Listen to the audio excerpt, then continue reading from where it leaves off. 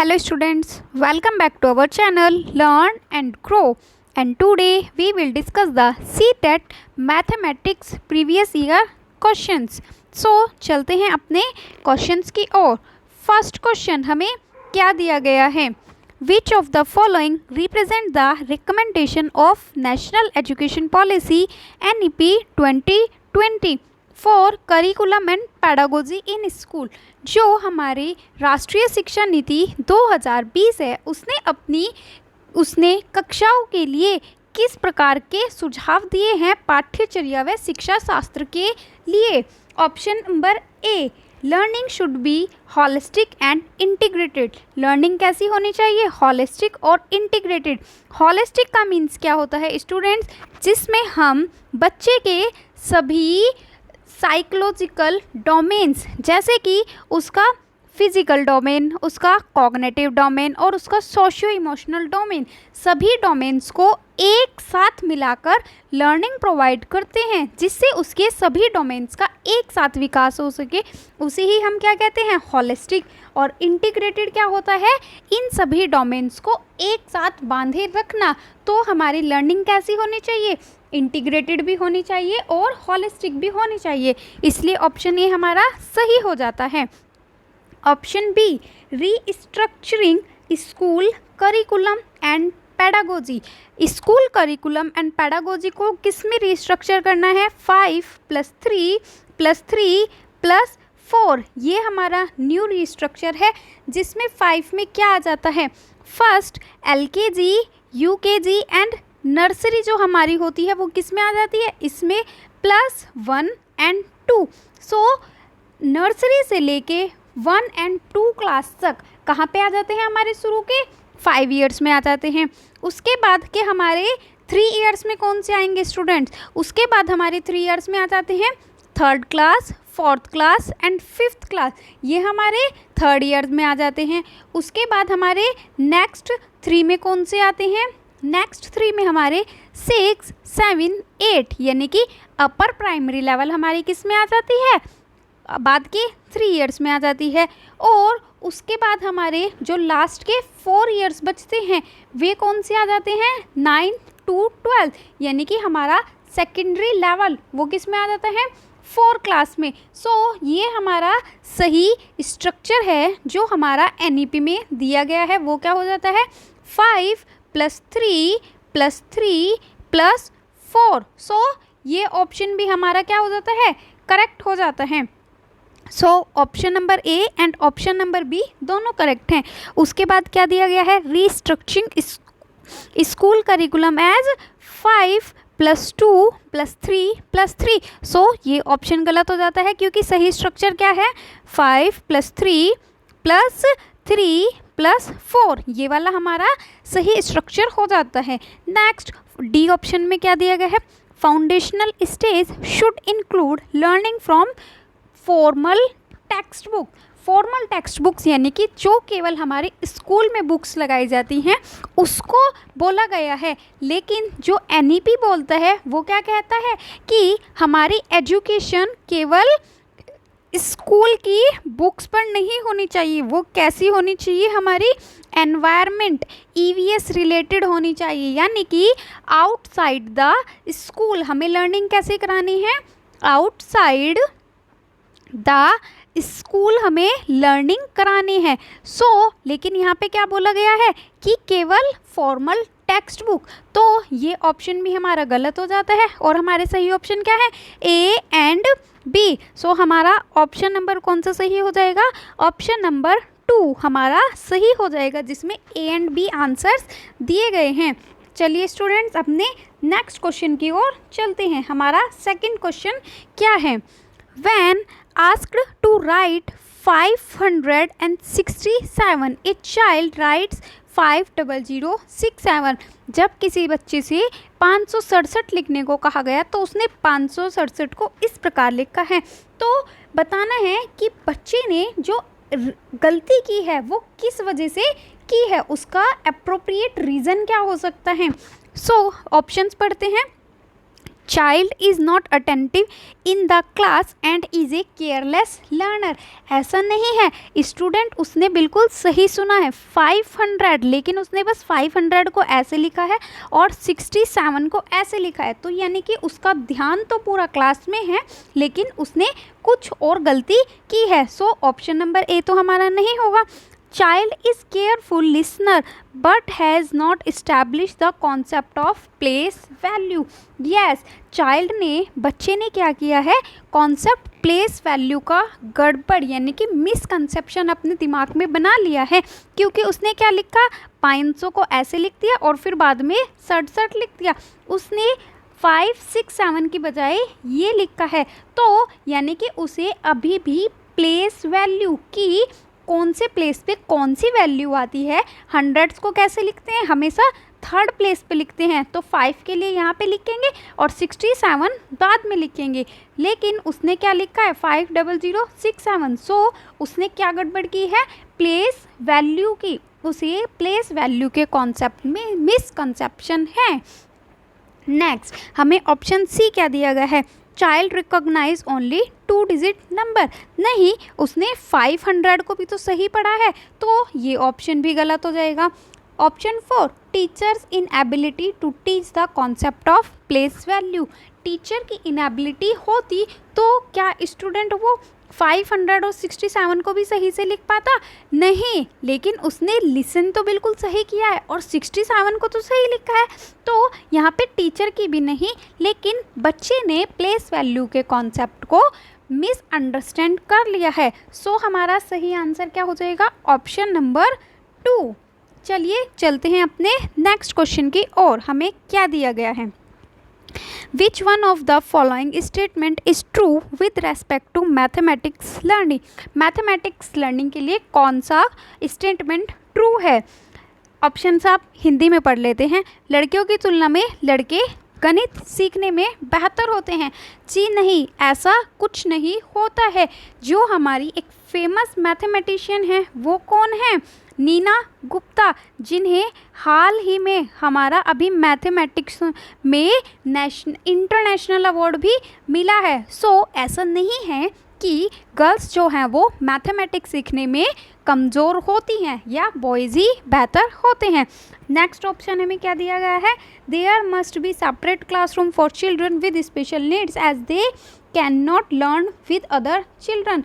ये भी गलत है, क्योंकि हमारा एनईपी में क्या बोला गया है, हमें कैसी क्लासरूम करनी है, इंक्लूसिव, जिसमें हमें क्या लेके चलना है, सभी बच्चों को एक साथ लेके चलना है। तो हम किसी के लिए भी कोई सेपरेट क्लासरूम नहीं बना सकते। सो ऑप्शन नंबर 2 भी हमारा गलत हो जाता है। Next, everyone can learn mathematics. Yes student, mathematics को हम कहाँ से सीखना शुरू कर देते हैं, अपनी डेली लाइफ से ही सीखना शुरू कर देते हैं। जैसे हम क्या करते हैं, छोटे बच्चे होते हैं वो खेल खेल में प्लस माइनस करना सीख जाते हैं, जैसे कि चॉकलेट्स को आपस में बांटते हैं तो मेरे पास कितनी बची, या फिर चीज़ों को प्लस करना 2 + 2 4 हो जाता है, ऐसे करना सीख जाते हैं। तो हर कोई मैथमेटिक्स सीख सकता है, ये ऑप्शन हमारा सही है। नेक्स्ट 4 ऑप्शन पढ़ते हैं, procedural fluency in mathematics will always lead to misconceptional clarity. गणित में प्रक्रियात्मक प्रवाह सदैव अवधारणात्मक स्पष्टता की ओर ले जाता है। अगर हम हर एक बच्चे को केवल प्रोसीजर के थ्रू ही सिखाने लगे, केवल प्रोसीजर, हमें क्या करना है, हमें प्रोसीजर नहीं, हमें एक्सपीरियंशियल लर्निंग करनी है। हमें कैसी एक्सपीरियंशियल लर्निंग देनी है बच्चों को, जिससे बच्चे अपनी एक्सपीरियंस के द्वारा सीख सके, ना कि क्योंकि हर जगह पे केवल प्रोसीजर काम नहीं आता है, हमें बच्चों को एक्सपीरियंस भी देने होंगे। जैसे अगर हमें बच्चों को शेप्स के बारे में सिखाना है, शेप्स के बारे में सिखाना है, तो हमें बच्चों को उनके आसपास में जो बहुत सारे एनवायरनमेंट हैं उसमें जो शेप्स मिलती हैं उनके बारे में बताना होगा कि ये कौन सी शेप होती है। उसे बच्चों को उन शेप्स से हमें अवेयर कराना होगा, यानी कि हमें उन्हें क्या देना है, एक्सपीरियंस। सो हमें हर टाइम प्रोसीजर को फॉलो नहीं करना है। सो हमारा सही आंसर इस क्वेश्चन के लिए क्या हो जाएगा, everybody can learn mathematics. Mathematics. So students चलते हैं अपने नेक्स्ट क्वेश्चन की ओर। हमें क्या दिया गया है, नेशनल करिकुलम फ्रेमवर्क 2005। सो ये क्वेश्चन कहाँ से है हमारा, नेशनल करिकुलम फ्रेमवर्क 2005 से लिया गया है।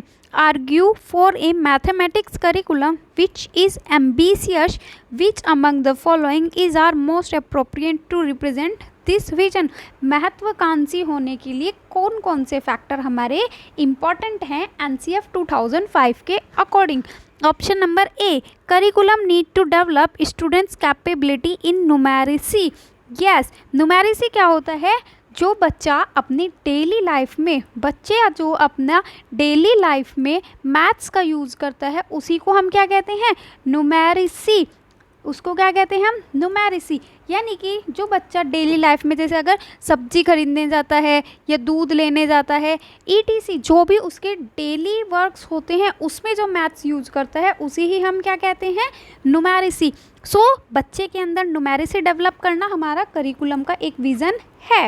Next, curriculum needs to develop students inner resource to think and reason mathematically.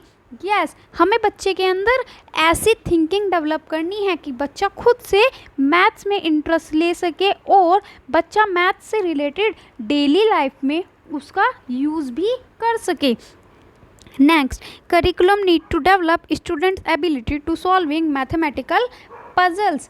जी नहीं, मैथमेटिकल पजल्स सॉल्व करना हमारा कोई एम नहीं है कि बच्चे को हम मैथमेटिकल पजल सॉल्व करा सके, ऐसा बच्चों में एम डेवलप करना है नहीं। हमें क्या करना है, बच्चों में मोस्ट इम्पॉर्टेंटली क्या डेवलप करनी है, न्यूमेरिसी।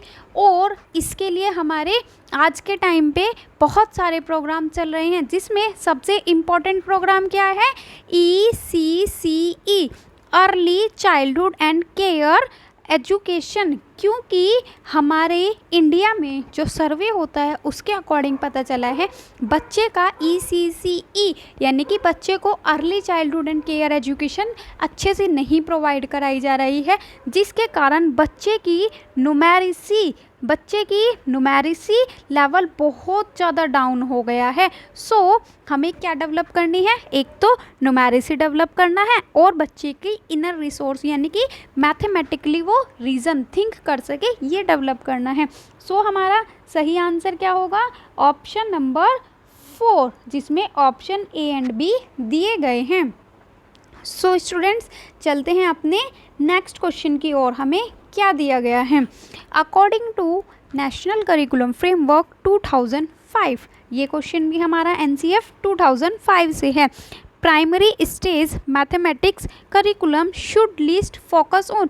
जो प्राइमरी स्टेज पे मैथमेटिक्स का करिकुलम है वो सबसे कम किस पे फोकस करना चाहिए, हमें क्या करना है, सबसे कम फोकस करना है, development of relevant mathematical vocabulary. जो बच्चे की डेली लाइफ, रेलिवेंट क्या होता है, जो बच्चे की डेली लाइफ से रेलिवेंट है उसको बोलेंगे। तो बच्चे में हमें डेली लाइफ से रेलिवेंट वोकेबलरी को डेवलप करना है। Second, develop spatial understanding. Spatial होता है स्थानिक या फिर दिक् स्थान, यानी कि बच्चे में स्पेस की समझ पैदा करना कि हमारा स्पेस कैसा है, रेक्टेंगल है, स्क्वायर है या फिर सर्कल है। जैसे कि कोन शेप, ये कौन सी हो जाती है, कोन शेप हो जाती है। तो कोन में क्या हो जाता है, नीचे हाफ कोन हो जाता है और ऊपर हाफ सर्किल हो जाता है। तो ये सब हमारी जो है वो स्पाशियल अंडरस्टैंडिंग आ जाती है, तो इसको भी हम डेवलप करेंगे। Next, identification of pattern. Patterns को पहचानना, जैसे कि इसमें कौन सा पैटर्न है, पहले एक स्क्वायर फिर सर्कल, पहले फिर एक स्क्वायर फिर एक सर्किल, फिर एक स्क्वायर फिर एक सर्किल। तो ऐसे ही हम पैटर्न्स को पहचान सकें। Next, option 4, use of standard algorithm to solve problem. Standard algorithm, जैसे कि हम क्या मान सकते हैं, हमने बच्चे को क्या दे दिया, a + b का whole square, a² + b² + 2ab। हमने क्या कहा, बच्चे को a + b के होल स्क्वायर का फॉर्मूला ये होता है और आपको क्या है 3 + 4 का होल स्क्वायर का वैल्यू निकालना है। तो इसको क्या बोलते हैं हम, स्टैंडर्ड एल्गोरिथम, तो हमें बच्चे के साथ ये वाला स्टेप फॉलो नहीं करना है। इंस्टेड ऑफ दिस हमें बच्चे को क्या प्रोवाइड कराना है, हमें बच्चे के लिए इंडक्टिव मेथड प्रोवाइड कराना है। इंडक्टिव मेथड, ना कि डिडक्टिव। इंडक्टिव में क्या होता है, बच्चे को हम उदाहरण से रूल की ओर लेके जाते हैं, उदाहरण से रूल की ओर लेके जाते हैं, ना कि बच्चे को पहले रूल देकर उदाहरण देते हैं। और इस वाले मेथड को क्या बोलते हैं, जिसमें हम रूल दे के उदाहरण देते हैं, उसे बोलते हैं हम डिडक्टिव मेथड। क्या बोलते हैं उसे, डिडक्टिव, जिसमें हम क्या करते हैं, पहले रूल देते हैं और फिर उसे बच्चे को उदाहरण देते हैं। तो हमें स्टैंडर्ड एल्गोरिथम का यूज़ नहीं करना है। सो हमसे लीस्ट पूछा गया था, सबसे कम केंद्रित पूछा गया था, तो हमारा सही ऑप्शन क्या हो जाएगा, ऑप्शन नंबर 4। हमें इस पे फोकस नहीं करना है। बाकी हमें बच्चे में शब्दावली भी विकसित करनी है, उसमें स्पेशल थिंकिंग भी, और बच्चा पैटर्न्स को पहचान सके ये भी डेवलप करना है। नेक्स्ट, अपने नेक्स्ट क्वेश्चन की ओर चलते हैं। हमें क्या दिया गया है, which of the following is not an objective of formative assessment, रचनात्मक आकलन। सो स्टूडेंट्स, ये क्वेश्चन हमारा असेसमेंट एंड इवैल्यूएशन से है, और हमें क्या पूछा गया है, फॉर्मेटिव असेसमेंट होता क्या है। सबसे पहले हम FA फॉर्मेटिव असेसमेंट और SA समेटिव असेसमेंट, यानी कि रचनात्मक और संकलनात्मक में डिफरेंस समझ लेते हैं कि दोनों में डिफरेंस होता क्या है। फॉर्मेटिव क्या होता है, जो हमारा डेली टू डेली, जो हम बच्चे के साथ डेली टू डेली असेसमेंट करते हैं। जैसे हम क्या करते हैं, पाठ पढ़ाने से पहले बच्चे की प्रायर नॉलेज को चेक करते हैं, पाठ पढ़ाते समय ये चेक करते हैं कि बच्चा कैसे सीख रहा है, और पाठ पढ़ाने के बाद ये चेक करेंगे कि बच्चे ने क्या सीख लिया। तो हम उसका डेली टू डेली असेसमेंट करते हैं, उसे ही हम क्या कहते हैं, FA यानी कि फॉर्मेटिव असेसमेंट। और SA क्या होता है, जिसे हम लास्ट टर्म या फिर सेमिस्टर या फिर एंड ईयर पर या फिर सेमेस्टर में जो हम असेसमेंट करते हैं, उसे ही हम क्या कहते हैं, समेटिव असेसमेंट। जैसे हमारी वार्षिक परीक्षा या अर्धवार्षिक परीक्षा हो जाती है, तो दोनों में मेन डिफरेंस क्या होता है, जो हमारा FA होता है वो डेली होता है, इसे हमारा डेली लाइफ का पार्ट होता है। लेकिन जो SA होता है वो हमारा कैसा होता है, वो हमारा वार्षिक होता है या फिर अर्धवार्षिक होता है, हमारा वार्षिक या फिर अर्धवार्षिक होता है। सो अब पढ़ते हैं, हमें ऑप्शंस क्या दिए गए हैं। Which of the following is not, हमें क्या ध्यान रखना है, नॉट बताना है, जो ऑब्जेक्टिव नहीं है फॉर्मेटिव असेसमेंट का। To know about child's misconception, yes, ये हमारा बहुत बड़ा ऑब्जेक्टिव होता है, क्योंकि इससे हमें पता चलता है कि बच्चे ने क्या गलत सीखा है और क्या नहीं सीखा है। तो बच्चे ने जो गलत सीखा है वो ज़्यादा ख़राब होता है, इसके बजाय कि बच्चा कम सीखता है, क्योंकि अगर बच्चा कम सीख रहा है तो वो धीरे धीरे सीख सकता है। लेकिन अगर बच्चे ने गलत सीख लिया तो वो लाइफ लॉन्ग उस गलत धारणा को अपने दिमाग में बिठा लेता है, जो हमारा बहुत ज़्यादा डेंजरस हो सकता है। Option number 2, to assess the child's understanding of construction of knowledge, बच्चे ज्ञान की समझ को कैसे समझ रहे हैं, कैसे आंक रहे हैं। यस, हमें ये भी देखना है कि बच्चे ज्ञान को कैसे समझ रहे हैं। To introduce a new concept based on the prior knowledge, बच्चे की प्रायर नॉलेज पर बेस्ड न्यू कॉन्सेप्ट को बताना, ये हम अभी देखते हैं। अभी हम पहले 4th ऑप्शन पर लेते हैं, to know if a teaching strategy is appropriate और नो। देखिए स्टूडेंट्स, अगर हमारी टीचिंग स्ट्रेटजी अच्छी होती है, यानी कि बच्चे को ऑलमोस्ट, मैं ये नहीं कहती 100%, बट उसको 90 to 80% अगर समझ में आ जाता है, तो आपकी स्ट्रेटजी कैसी है, एकदम सही है। लेकिन अगर बच्चा आपके पढ़ाए हुए से 20 या 30% या फिर इससे भी कम समझ पा रहा है, तो कहीं ना कहीं गलती आपकी टीचिंग स्ट्रैटेजी की है। और ये हमें किससे पता चलेगा? FA से। क्योंकि टीचिंग स्ट्रैटेजी का हमें कब पता चलेगा? जब हम बच्चे से क्वेश्चंस करेंगे कि बच्चा हमें आंसर दे पा रहा है या नहीं पा रहा है। तो हमारी टीचिंग स्ट्रैटेजी की जांच करने के लिए भी कौन सा होता है? FA। नेक्स्ट हमें ऑप्शन नंबर 3 में क्या बोला गया था?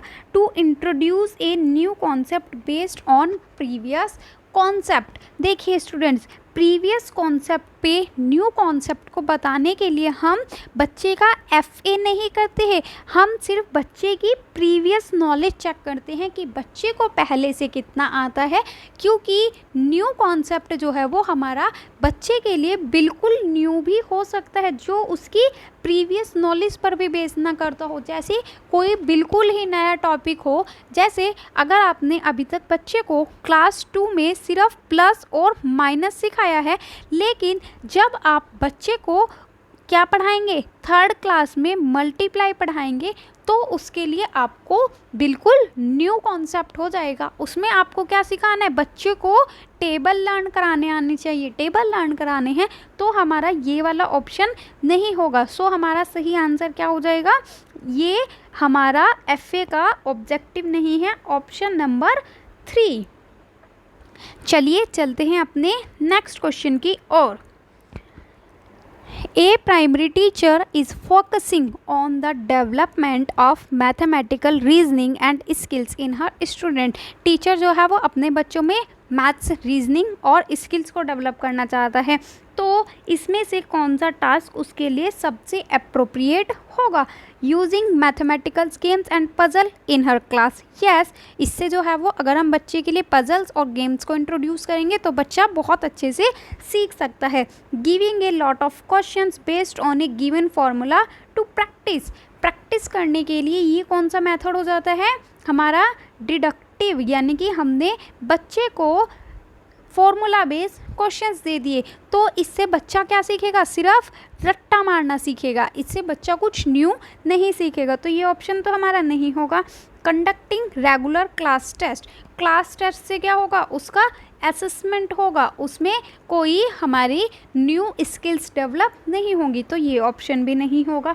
Solving text books question on the black board. इसमें भी बच्चा क्या कर रहा है? सिर्फ क्वेश्चंस को सॉल्व कर रहा है, कुछ न्यू नहीं सीख रहा है। सो बच्चा न्यू स्किल्स किस में डेवलप करेगा? जब वो गेम सीखेगा और पजल सीखेगा। जैसे आप चेस के थ्रू क्या सिखा सकते हैं बच्चे को? घोड़ा क्या चलता है? 2.5 चाल चलता है। तो घोड़े की 2.5 चाल यानी कि 2.5 कॉन्सेप्ट आप कहाँ से सिखा सकते हो? बच्चे को चेस के थ्रू सिखा सकते हैं। चलिए चलते हैं अपने नेक्स्ट क्वेश्चन पर। A teacher uses manipulatives such as blocks, marble, etc. for developing the concept of multiplication।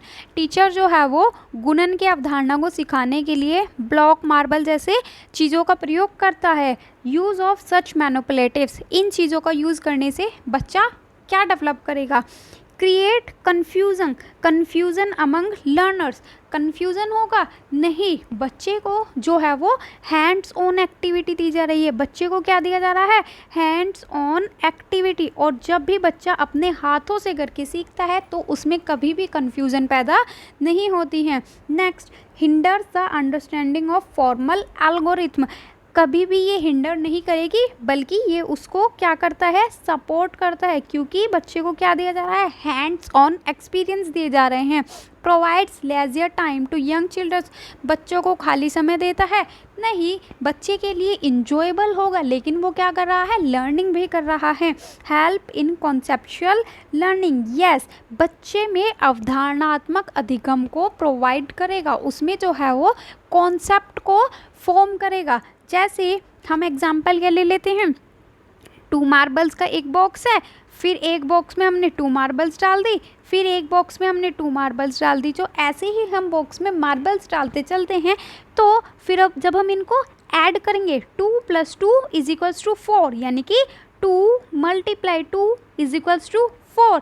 फिर 2 में फिर से ऐड करेंगे तो कितना हो जाएगा, 4 थे यहाँ पे, 4 + 2 = 6। तो बॉक्सेस कितने हो गए अब, 2 1 2 3, 3 बॉक्सेस हो गए। तो 2 × 3 = 6। सो इस तरह से हम बच्चे को क्या समझा सकते हैं, कॉन्सेप्ट क्लियर कर सकते हैं बच्चे का। सो हमारा सही आंसर क्या हो जाएगा, ऑप्शन नंबर 4।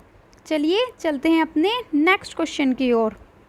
हमें क्या दिया गया है, a common error that a mathematics teacher often encounters. अपने चिल्ड्रंस में एक मैथ्स का टीचर है, वो एक कॉमन एरर देखता है जब बच्चों को फ्रैक्शंस को ऐड करने को बोला जाता है तो बच्चे क्या करते हैं, adding the numerator with numerator and denominator with denominator. तो बच्चे क्या करते हैं, न्यूमरेटर को न्यूमरेटर से ऐड कर देते हैं और डिनोमिनेटर को डिनोमिनेटर से ऐड कर देते हैं।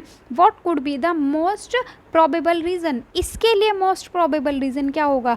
देखिए जैसे हम एग्जांपल लेते हैं 2 + 5 और 1 + 5, टीचर ने इनको सम करने के लिए बोला तो बच्चा क्या करता है, 2 + 1 = 3 कर देता है और 5 + 5 = 10 कर देता है। बच्चा ऐसा क्यों कर रहा है, क्योंकि उसने क्या सीखा है कि हमें क्या करना होता है, नंबर्स को सम करना होता है। तो वो क्या करता है, ऊपर लिखे हुए नंबर्स को एक साथ सम कर देता है और नीचे लिखे हुए नंबर्स को एक साथ सम कर देता है। तो बच्चे ने क्या किया, अपनी जो एडिंग का कॉन्सेप्ट था वो उसने फ्रैक्शंस में भी लगा दिया। अभी ऑप्शंस देखते हैं। लैक ऑफ रिटन प्रैक्टिस, नहीं रिटन प्रैक्टिस का यहाँ पे कोई मतलब नहीं है। लैक ऑफ अटेंशन, अटेंशन तो नहीं है, वो ऐड तो कर रहा है यानी कि वो क्लास में अटेंटिव है, भले ही वो हो 2 + 5 + 1/5 इसमें ऊपर वाले ऐड कर रहा है, तो यानी कि वो क्लास में कैसा है, अटेंटिव है। Prior understanding of childrens related to understand of natural numbers. Yes, बच्चे की जो प्रायर अंडरस्टैंडिंग है, कैसी, नेचुरल नंबर्स को सम करने के लिए। बच्चा क्या करता है, 2 + 1 को 3 ऐसे ही तो सम करता है, 5 + 1 को 6 ऐसे ही सम करेगा। तो बच्चे की जो प्रायर एक्सपीरियंस है नेचुरल नंबर्स के साथ सम करने का, वो उसे हिंडर कर रहा है, वो उसे प्रॉब्लम फेस करा रहा है। Option number 4, non availability of teaching learning material. Teaching learning material का यहाँ पे कोई भी रीज़न नहीं है, क्योंकि बिना टीचिंग लर्निंग मटेरियल के भी हम इसको अच्छे से समझा सकते हैं। जैसे अगर हम कोई बॉक्स ले लें, अगर हम कोई पेपर ले लेते हैं और पेपर को हम फोल्ड कर देते हैं तो ये कितना हो जाएगा, 1 पार्ट और ये 1 पार्ट, और टोटल पार्ट कितने हैं हमारे, 2 हैं, तो हम इसको 2 से डिवाइड कर देंगे तो ये 1/2 एंड 1/2। और जब हम इनको सम करेंगे तो क्या कर देंगे, इन दोनों को सम करने के लिए नीचे हमारा सेम है तो सेम लिखेंगे और ऊपर वालों को सम कर देंगे तो 2/2 = 1। सो हम बिना टीचिंग लर्निंग मटेरियल या फिर टीचिंग लर्निंग मटेरियल के द्वारा भी बहुत अच्छे से बच्चों को सिखा सकते हैं। सो हमारा सही आंसर क्या होगा, ऑप्शन नंबर 3। चलिए चलते हैं अपने नेक्स्ट क्वेश्चन की ओर। हमें क्या दिया गया है, Which of the following assessment techniques will help to reduce the fear and anxiety in mathematics among learners? Learners के अंदर एक बहुत बड़ा मैथ्स में लैक होने का क्या कारण होता है, बच्चों में मैथ्स का डर होता है, फियर होता है, उन्हें एनजाइटी रहती है, चिंता रहती है कि कहीं मैं मैथ्स में फेल ना हो जाऊँ या मेरे मार्क्स कम ना आ जाए। इसीलिए वो क्या करते हैं, एग्ज़ाम के टाइम पे क्या होता है, वो कंफ्यूज हो जाते हैं या फिर घबरा जाते हैं और पेपर में क्या करके आते हैं, प्लस माइनस की कॉमन मिस्टेक्स करके आते हैं। सो हमें बच्चों में इस मैथ्स के फियर को रिड्यूस करना है तो हमें कौन कौन सी टेक्निक्स या असेसमेंट टेक्निक्स को यूज़ करेंगे। A, project, cooperative learning task, paper pencil test और summative assessment. So student, summative assessment क्या होता है, जो हमारे एंड टर्म पे होते हैं। समेटिव असेसमेंट एंड टर्म या फिर जो सेमेस्टर वाले होते हैं, एंड ईयर या फिर सेमेस्टर पे जो लिए जाते हैं वो वाले हमारे समेटिव असेसमेंट होती हैं। सो ये हमारा कैसे? ये तो हमारे बच्चों में फ़ियर का मेन कारण होता है कि हम एग्ज़ाम में फ़ेल ना हो जाएं या हमारे एग्ज़ाम में मार्क्स कम ना आए। तो ऑप्शन नंबर 4 तो नहीं होगा। Paper pencil test same as summative. Summative भी कैसा होता है हमारा? पेपर पेंसिल ही होता है। तो पेपर पेंसिल टेस्ट जो है वो हमारा एक रीज़न होता है बच्चों में मैथ्स के फियर के लिए। सो ऑप्शन नंबर सी और डी तो नहीं होंगे। Option number B cooperative learning task. Cooperative क्या होता है? जिसमें बच्चे साथ मिलकर टास्क करते हैं। तो हमने क्या किया? बच्चों को सोशल लर्निंग करा रहे हैं। और सोशली बच्चा क्या सीखता है? बहुत जल्दी सीखता है। अपने पीयर्स के साथ, अपने साथियों के साथ बच्चा सबसे अच्छे से सीख पाता है। सो ये वाला ऑप्शन हमारा सही होगा। ऑप्शन नंबर ए प्रोजेक्ट भी हमारा सही होगा, क्योंकि प्रोजेक्ट के थ्रू हम बच्चों को बहुत सारी इंटरेस्टिंग एक्टिविटीज़ दे सकते हैं। जैसे हम बच्चे को क्या बता सकते हैं कि अपने जो फैमिली मेम्बर्स हैं उनके ऊपर एक प्रोजेक्ट बनाना है। जो फैमिली मेम्बर हैं, आपके फैमिली में कितने मेम्बर हैं, आपकी फैमिली में कितने मेम्बर हैं, आपकी मम्मी की यानी कि आपकी नानी की फैमिली में कितने मेंबर हैं, या आपके पापा की फैमिली जो आपकी अपनी फैमिली है उसमें कितने मेंबर हैं। सो हम बच्चों को ऐसे बहुत सारे प्रोजेक्ट दे सकते हैं। सो हमारा सही ऑप्शन क्या होगा? Option number A and option number B. So हमारा सही आंसर क्या होगा? ऑप्शन नंबर 4, जिसमें ए एंड बी दिया गया है। चलिए स्टूडेंट्स, सो ये थे हमारे आज के क्वेश्चंस मैथमेटिक्स के। अगर आपको वीडियो पसंद आई है तो वीडियो को लाइक करें और चैनल को सब्सक्राइब ज़रूर करें और अपने दोस्तों को शेयर करें। Thank you for watching. Channel के साथ जुड़े रहिए आगे की वीडियोस के लिए। Thank you.